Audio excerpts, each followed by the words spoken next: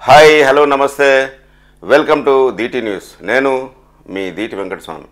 ఈ ఛానల్ చూస్తున్న ప్రేక్షకులు, శ్రేయభిలాషులు, మిత్రులకు నా యొక్క రిక్వెస్ట్, దయచేసి మా ఛానల్ని సబ్స్క్రైబ్ చేసుకోవాల్సిందిగా కోరుతున్నాము. ఇక ఈరోజు వివిధ పేపర్లోని ముఖ్యాంశాలు మనం చూద్దాం. ఎస్ఎల్బీసీలో చిక్కుకున్న ఆ 8 మందిపై ఆశలు లేనట్లే. ఇక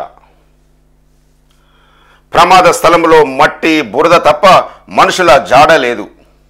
టీబీఎం మిషన్ చుట్టూ బురదలో కూరుకుపోయి ఉంటారనే అనుమానాలు. టన్నెల్ చివరి వరకు వెళ్ళిన ఆర్మీ రెస్క్యూ టీం. అక్కడ అత్యంత భయానకంగా పరిస్థితులు. లైనింగ్ వేసిన ఏరియాలోనూ నీటి ఊటలు. శిథిలాలు మట్టిని తొలగిస్తే మరింత కూలే ప్రమాదం. కదిలిస్తే కంపనమే అన్నట్టుగా అక్కడే పరిస్థితి ఉంది. ఎండోస్కోపీ పరికరాలతో నేడు ఎన్జీఆర్ఎస్ టెస్ట్. బురద తొలగించడమే పెద్ద సవాల్. ఎస్ఎల్బీసీ టన్నెల్లో ఏ మూలో సజీవంగా ఉంటారనుకున్న 8 మంది ప్రాణాలపై ఇక ఆశలు లేనట్టేనని అధికారులు అంటున్నారు.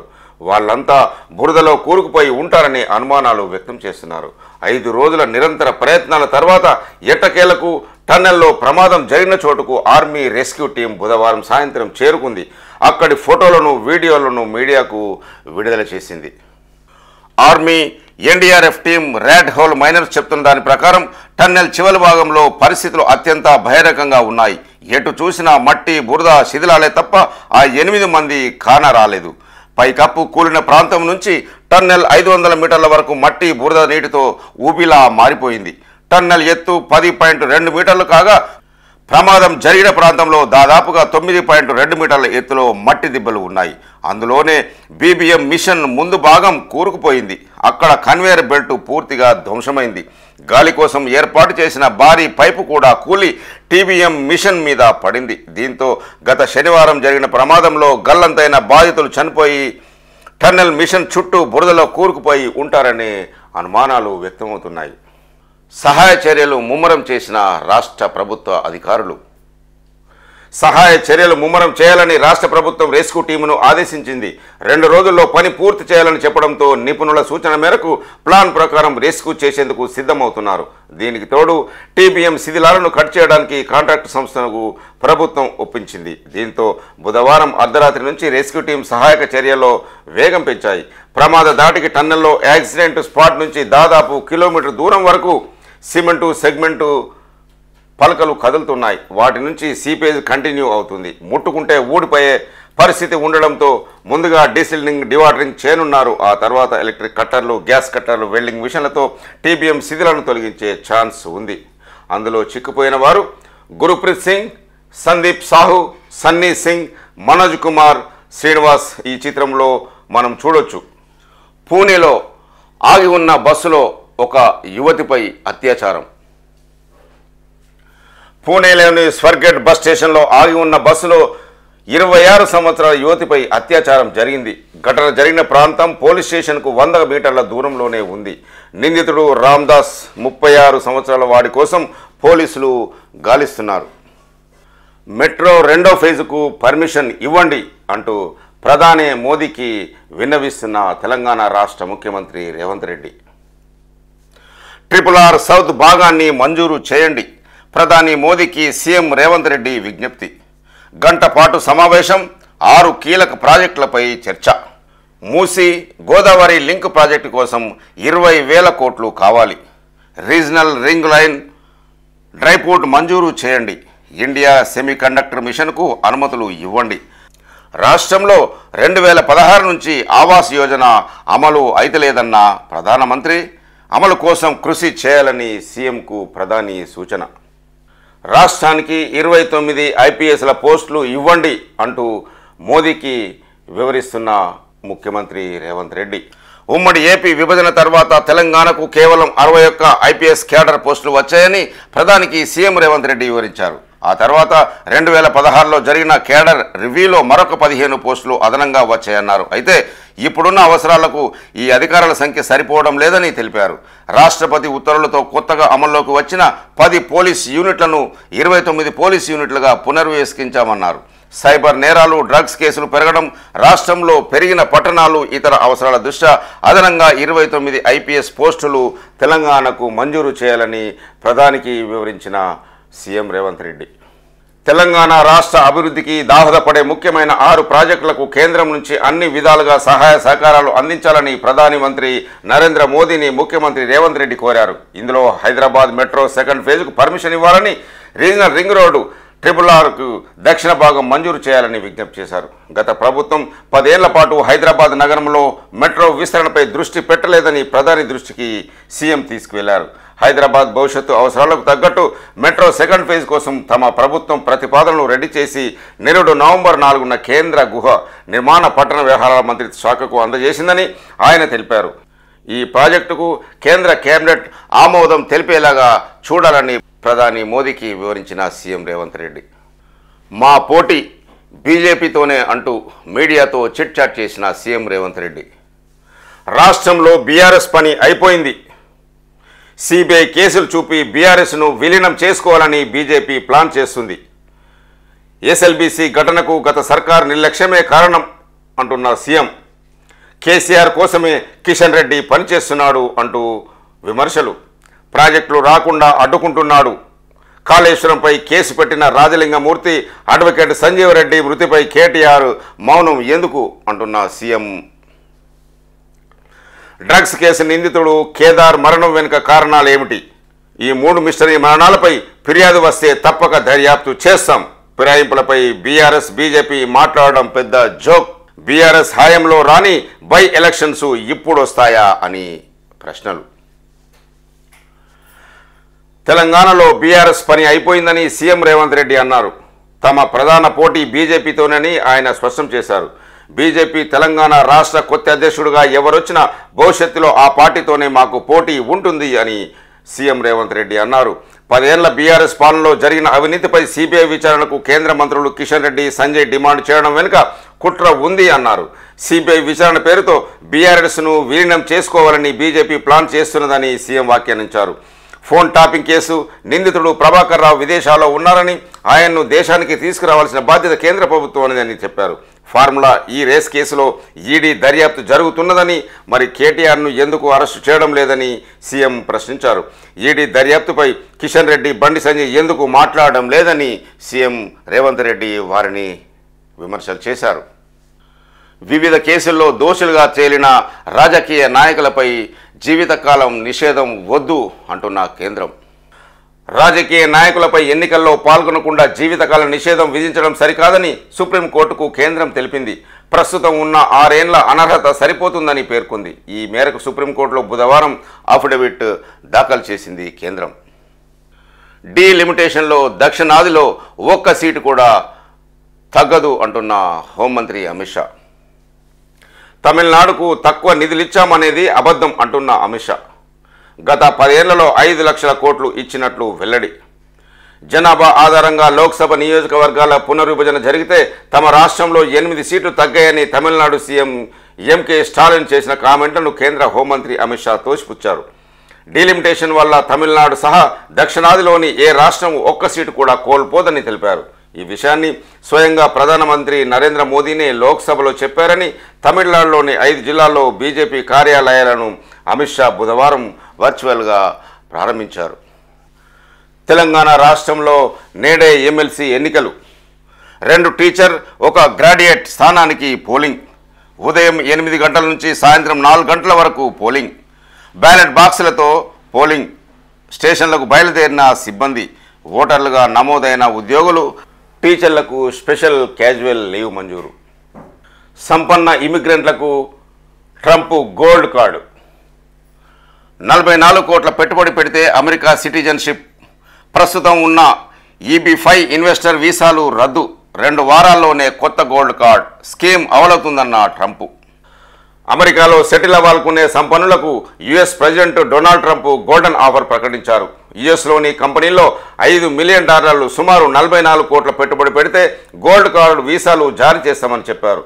వాటితో యుఎస్ సిటిజన్షిప్ లభిస్తుందని వెల్లడించారు. మంగళవారం వైట్ హౌస్లో ట్రంప్ ఈ కొత్త స్కీమ్కు సంబంధించిన ఎగ్జిక్యూటివ్ ఆర్డర్పై సంతకం చేశారు. అనంతరం అమెరికా వాణిజ్య మంత్రి హోవార్డ్ లుట్నిక్తో కలిసి మీడియాతో మాట్లాడిన ట్రంప్ కుంభమేళాలో చివరి రోజు 2.5 కోట్ల మంది భక్తుల పుణ్యస్నానాలు. ముగిసిన మహా కుంభమేళా 45 రోజుల్లో 66 కోట్లకు పైగా భక్తుల పుణ్యస్నానాలు, కాశీ విశ్వనాథుడికి నాగసాధువుల ప్రత్యేక పూజలు, పేష్వాయి ఊరేగింపుతో మేళ అధికారికంగా ముగింపు. ఉత్సాహంగా పాల్గొన్న 10,000 మంది నాగసాధువులు 1-2 రోజుల్లో తిరిగి హిమాలయాలకు పయనం. చెత్త తొలగించేందుకు రంగంలోకి పారిశుద్ధ కార్మికులు. మహాకుంభమేళా సక్సెస్ సాధు సన్యాసుల హర్షం. హర హర మహాదేవ్ శంభో శంకర అంటూ మహారాత్రి నేపథ్యంలో శివాలయాల కిటకిట. మహాశివరాత్రి సందర్భంగా బుధవారం రాష్ట్ర వ్యాప్తంగా శివాలయాలు శివనామ స్మరణతో మార్మోగాయి. వేములవాడ, శ్రీశైలం, కొమరవెల్లి, రామప్ప, కాళేశ్వరం, ఏడుపాయల, బాసర ఆలయాలు జనసంద్రంగా మారాయి. వేములవాడ రాజన్నను దర్శించుకునేందుకు తెలంగాణతో పాటు ఏపీ, మహారాష్ట్ర, ఛత్తీస్గఢ్ నుంచి తరలివచ్చిన భక్తులతో క్యూలైన్లు నిండిపోయాయి. దేవాదాయ శాఖ పరిధిలోకి భాగ్యలక్ష్మి అమ్మవారి టెంపుల్. హైదరాబాద్ సిటీలోని చార్మినార్ భాగ్యలక్ష్మి టెంపుల్ నిర్వహణను దేవాదాయ శాఖ పరిధిలోకి తీసుకొస్తూ ఎండోమెంట్ ట్రిబ్యునల్ బుధవారం సంచలన నిర్ణయం ప్రకటించింది. ఈ మేరకు 110 పేజీల తీర్పు వెలువరించింది. మహంత్ మనోహర్ దాసు, మహంత్ రామచంద్ర దాసు 1960 నుంచి భాగ్యలక్ష్మి టెంపుల్ నిర్వహణ బాధ్యతలు నిర్వర్తిస్తున్నారు. దీంతో ఇక నుంచి ఆలయాన్ని ఎండోమెంట్ శాఖ పరిధిలోకి తీసుకొస్తూ ట్రిబ్యునల్ నిర్ణయం తీసుకుంది. తక్షణమే టెంపుల్కు ఈవోను నియమించాలని ఆదేశాలు జారీ చేసింది. అయితే చార్మినార్ అమ్మవారి టెంపుల్ పరిధిలో 1960లో బస్సు ప్రమాదం జరిగింది. ఆ టైంలో అమ్మవారి విగ్రహం డ్యామేజ్ కాగా స్థానిక భక్తులు డొనేషన్లు వేసుకుని అమ్మవారి విగ్రహాన్ని పునఃప్రతిష్ఠించారు. ఈ విగ్రహం ప్రతిష్ఠించిన తర్వాత అమ్మవారిని పోచమ్మగా కాకుండా భాగ్యలక్ష్మిగా పిలుచుకుంటున్నారు.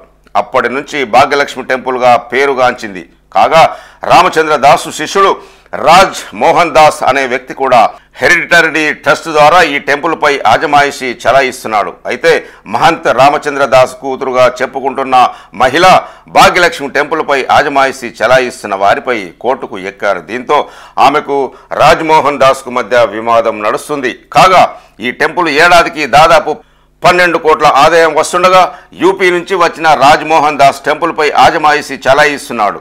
ప్రభుత్వానికి ఎలాంటి ట్యాక్స్ పే చేయడం లేదు. టెంపుల్ నుంచి వచ్చిన ఆదాయాన్ని కోర్టుల కేసుల కోసం వినియోగించుకుంటున్నారు. ఈ నేపథ్యంలో ఈ టెంపుల్ను దేవాదాయ శాఖకు అప్పగించాలని ఎండోమెంట్ ట్రిబ్యునల్ తీర్పు ఇచ్చింది. తక్షణమే ఈవోను నియమించాలని దేవాదాయ శాఖను కమిషనర్కు ఆదేశాలు జారీ చేసింది. ఈ టెంపుల్లో ఎలాంటి అవకతవకలు జరగకుండా చర్యలు తీసుకోవాలని సూచించింది. సింగరేణిలో అక్రమాలపై విజిలెన్స్ విచారణ చేపించండి అంటూ హోంమంత్రి అమిత్ షాకి వినతిపత్రం ఇస్తున్న పొంగులేటి సుధాకర్ రెడ్డి. సింగరేణి అక్రమాలపై సెంట్రల్ విజిలెన్స్ కమిటీ ద్వారా విచారణ చేయించాలని డిమాండ్ చేస్తూ కేంద్ర హోంశాఖ మంత్రి అమిత్ షాకు తమిళనాడు, కర్ణాటక రాష్ట్రాల బీజేపీ ఇన్ఛార్జి పొంగులేటి సుధాకర్ రెడ్డి బుధవారం వినతిపత్రం ఇచ్చారు. ఈ మేరకు సుధాకర్ రెడ్డి బుధవారం ఒక ప్రకటనలో తెలుపుతూ సింగరేణి కాలరీస్ కొత్తగూడెం ఏరియాలోని జేవీఆర్ ఓసీలో నిర్మించిన కోల్ బంకర్లు నాణ్యత లోపంతో 2 ఏళ్లకే శిథిలయ్యే పరిస్థితి ఉంది. 2 ఏళ్లకే శిథిలమయ్యే పరిస్థితి నెలకొందని పేర్కొన్నారు. సైలో బంకర్ ద్వారా వస్తున్న కాలుష్యంతో కిష్టారం గ్రామ ప్రజలు అనారోగ్యానికి గురవుతున్నారని తెలిపారు. సత్తుపల్లి, కొత్తగూడెం ప్రాంతాల్లో నిర్మిస్తున్న సింగరేణి క్వార్టర్లలో క్వాలిటీ లోపించిందని పేర్కొన్నారు. కాలుష్యంతో ప్రజల జీవితాలతో ఆటలాడుకుంటున్న సింగరేణి అధికారులపై చర్యలు తీసుకోవాలని పొంగులేటి సుధాకర్ రెడ్డి హోంమంత్రి అమిత్ షాకు వివరించారు. మల్లన్న ఆశీస్సులతో చెన్నూరు అభివృద్ధి జరగాలని మొక్కుకుంటున్న చెన్నూరు ఎమ్మెల్యే వివేక్ వెంకటస్వామి. కోరిన కోరికలు తీర్చే దేవుడు గట్టుమల్లన్న అంటున్న ఎమ్మెల్యే వివేక్. జైపూర్ మండలం వేలాల గట్టుమల్లన్న స్వామికి పూజలు చేస్తున్న చెన్నూరు ఎమ్మెల్యే వివేక్ దంపతులు. మల్లికార్జున స్వామి ఆశీస్సులతో చెన్నూరు నియోజకవర్గాన్ని అన్ని విధాలా అభివృద్ధి చేస్తున్నామని ఎమ్మెల్యే వివేక్ వెంకటస్వామి అన్నారు. మహాశివరాత్రి సందర్భంగా బుధవారం మంచిర్యాల జిల్లా జైపూర్ మండలం వేలాల గట్టుమల్లన్న స్వామి జాతరలో పాల్గొన్న వివేక్ వెంకటస్వామి, సరోజ దంపతులు పెద్దపల్లి ఎంపీ గడ్డం వంశీ మల్లికార్జున స్వామిని వేర్వేరుగా దర్శించుకున్నారు, పూజలు నిర్వహించుకున్నారు.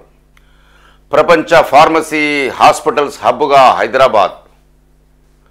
స్టార్టప్ కంపెనీల ప్రతినిధి అవార్డు అందజేస్తున్న కిషన్ రెడ్డి, పక్కన మంత్రి శ్రీధర్ బాబు. దేశ ఫార్మా రంగంలో తెలంగాణది కీలక పాత్ర అని కేంద్ర మంత్రి కిషన్ రెడ్డి అన్నారు.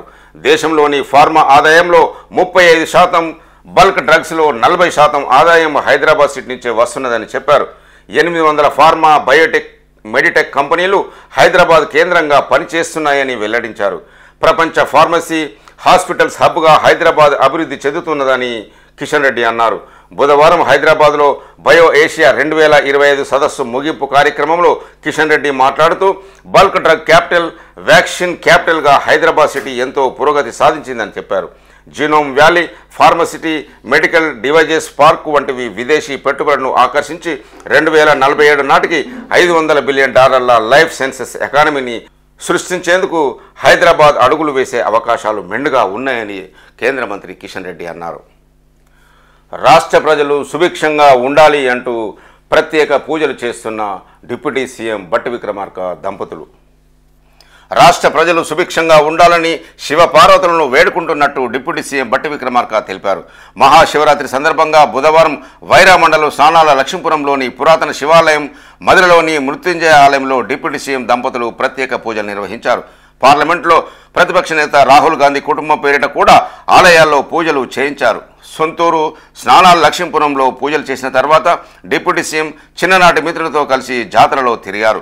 మిఠాయిలు కొనుగోలు చేసి తింటూ ఆనందంగా గడిపారు. అనంతరం ఆలయ పరిసరాల్లోని అభివృద్ధి పనులను పరిశీలించారు.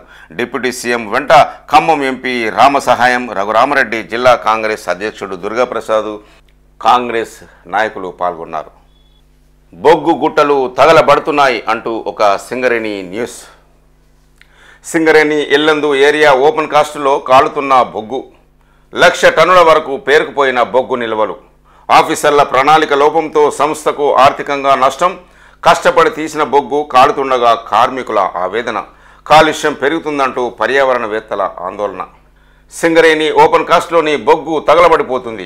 ఎంతో కష్టపడి తీసిన బొగ్గు కళ్ళ ముందే కాలిపోతుంటే కార్మికులు ఆవేదన వ్యక్తం చేస్తున్నారు.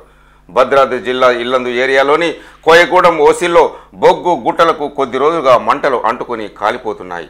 మంచి బొగ్గు కూడా తగలబడుతుండడంతో తక్కువ గ్రేడ్ రకానికి చెందిందంటూ సింగరేణి అధికారులు నిర్లక్ష్యం ఉంటున్నారని కార్మికులు ఆరోపిస్తున్నారు. బొగ్గు డంప్ యార్డ్లోని మంచి బొగ్గు కూడా ఉందని వారు పేర్కొంటున్నారు. తవ్విన బొగ్గును సరైన విధంగా గ్రేడింగ్ చేయకపోవడంతో కాలి బూడిదగా మారి మట్టిలో కలిసిపోతుందంటారు. ఇలా బొగ్గు కాలిపోతుండడంతో తమ తప్పును కప్పిపుచ్చేందుకు ఆఫీసర్లు పనికిరాని బొగ్గంటూ మట్టి పోసి కప్పి పెడుతున్నారని విమర్శలు వస్తున్నాయి. ఎమ్మెల్యే పేరు చెప్పుకుంటూ దందా చేస్తున్న నాయకులు అంటూ ఒక న్యూస్. మరొక వైపు బొగ్గు అమ్మకాలకు సంబంధించి పర్మిట్లు ఉన్న కాంట్రాక్టర్లకు స్థానికంగా ఉన్న ఒక నేత ఎమ్మెల్యే పేరు చెప్పుకుంటూ దందా సాగిస్తున్నారు. తాను చెప్పినట్లుగానే వినాలని పర్మిషన్ ఇచ్చిన లారీలనే బొగ్గు లోడింగ్ వద్ద పెట్టాలంటూ ఆ నేత హుకుం జారీ చేస్తున్నారు. దీంతో ప్రైవేట్ లారీ ఓనర్లు ముందుకు రావడం లేదు. ఇక్కడ ఆ నేత చెప్పిందే ఫైనల్ కావడంతో లోడింగ్, ట్రాన్స్పోర్ట్ కిరాయి కలిపి టన్ను ధర ఎక్కువ అవుతుంది. దీంతో బొగ్గును తీసుకునేందుకు కూడా వినియోగదారులు వెనుకంజ వేస్తున్నారు అంటూ ఒక సింగరేణి న్యూస్. రాజన్న శక్తిని దేశవ్యాప్తం చేసిన మోదీ అంటున్న కేంద్ర హోంశాఖ మంత్రి బండి సంజయ్. రాజన్నకు పూజలు చేస్తున్న కేంద్ర మంత్రి బండి సంజయ్ వేములవాడ రాజన్న శక్తిని ప్రధాని నరేంద్ర మోదీ దర్శనం చేసుకున్న తర్వాత దేశవ్యాప్తంగా పేరు పొందిందని కేంద్ర హోంశాఖ సహాయ మంత్రి బండి సంజయ్ అన్నారు. మహాశివరాత్రి జాతర సందర్భంగా బుధవారం వేములవాడ రాజన్నను దర్శించుకొని పట్టు వస్త్రాలు సమర్పించారు బండి సంజయ్.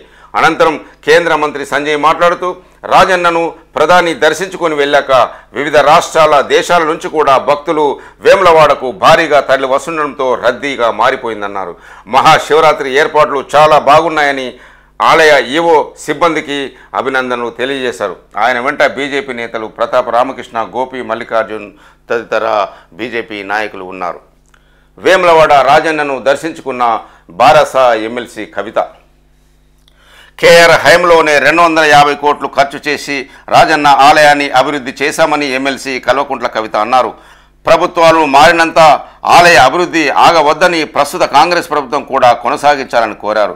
మహాశివరాత్రి సందర్భంగా ఆమె రాజన్నను దర్శించుకొని మీడియాతో మాట్లాడుతూ రాజన్న సిరిసిల్ల జిల్లా అంటేనే చేనేత జిల్లాగా పేరు పొందిందని, ప్రస్తుత ప్రభుత్వం సక్రమంగా ఉపాధి కల్పించకపోతుండడంతో ఊరిసిల్లాగా మారుతుందని కవిత విమర్శలు చేశారు.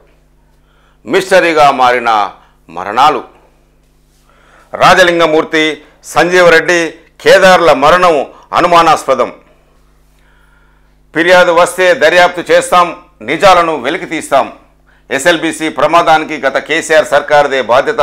10 ఏళ్ల నిర్లక్ష్యం వల్లే టన్నెల్ మట్టి కుంగి ప్రమాదం జరిగింది.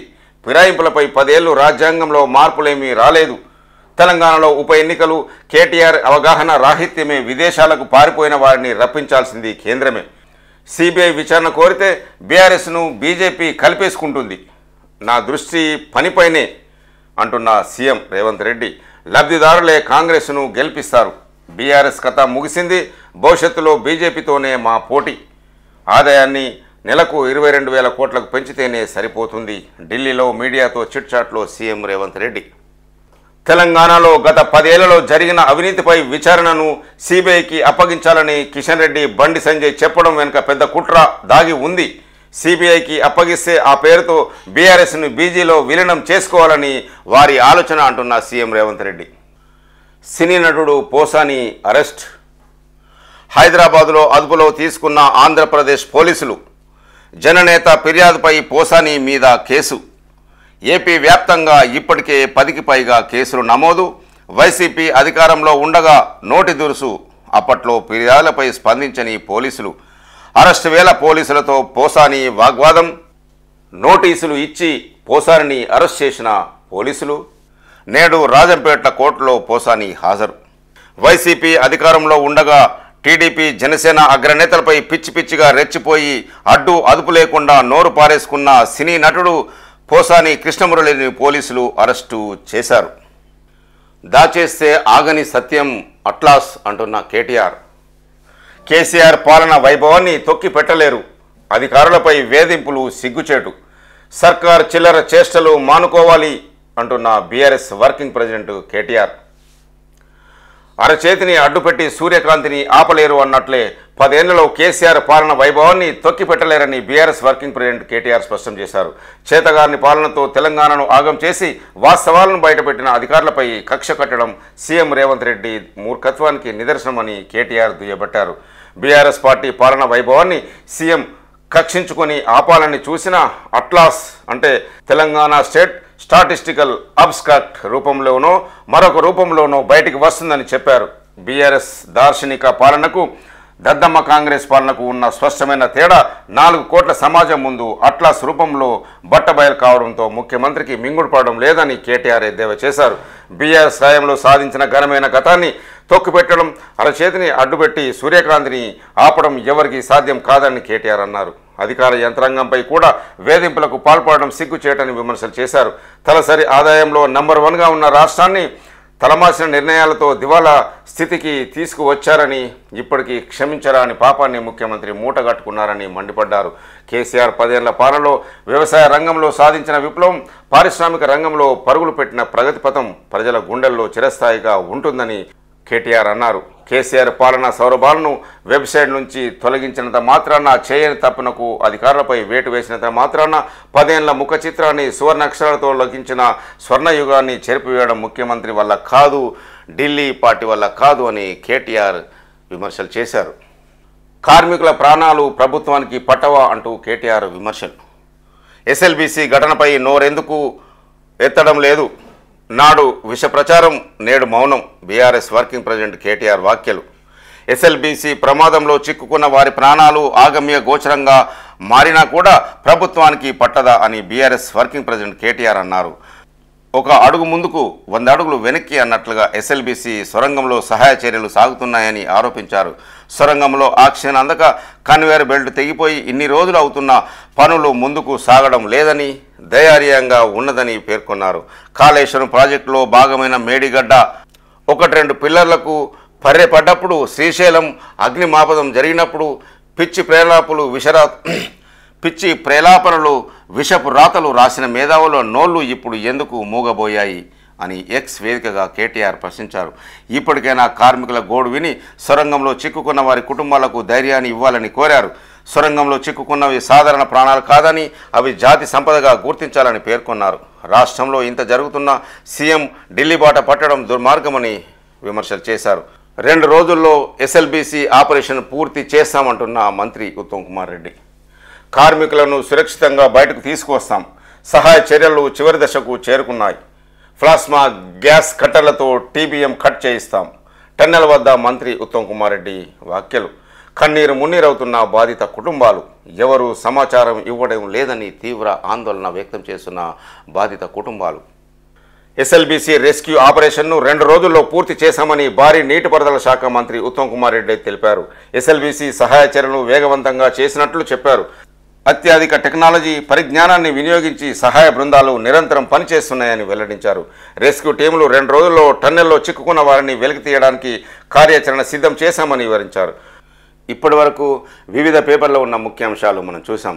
ఈ ఛానల్ చూసిన ప్రేక్షకులు, శ్రేయభిలాషులు, మిత్రులకు నా యొక్క రిక్వెస్ట్, దయచేసి మా ఛానల్ని సబ్స్క్రైబ్ చేసుకోవాల్సిందిగా కోరుతున్నాము. చూస్తూనే ఉండండి DT న్యూస్. నేను మీ DT వెంకటస్వామి.